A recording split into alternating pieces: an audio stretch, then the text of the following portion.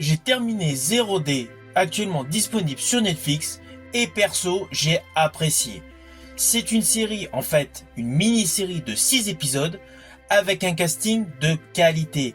Alors sur le fond, l'histoire paraît assez simple au tout début.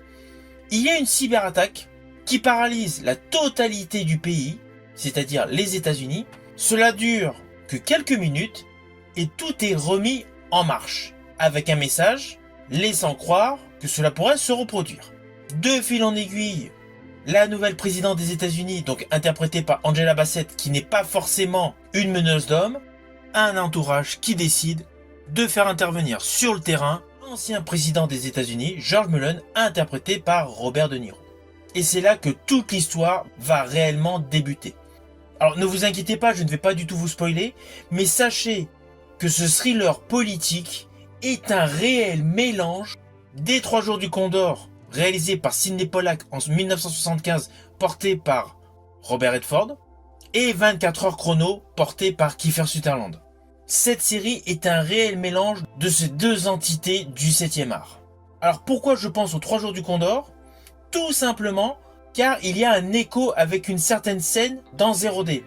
Je pense principalement, jadis dans le film de 75, le personnage de Robert Redford n'était pas là au moment où il se passe un massacre de toute son équipe environnante. Et lui est le seul survivant. Et bien dans cette série 0D, il y a une histoire, une séquence qui rappelle cela. Sauf que là il est question de hackers, cybercriminels, alias les faucheurs. Alors ne vous inquiétez pas, ce que je vous dis, vous le voyez assez rapidement au tout début de la série. C'est comme de fil en aiguille, vous allez comprendre qu'on vous met en avant, en exergue l'entité menaçante comme si elle venait de Russie. Et là il y a un retournement de situation. Eh bien je peux vous affirmer que c'est le cas du début jusqu'à la fin.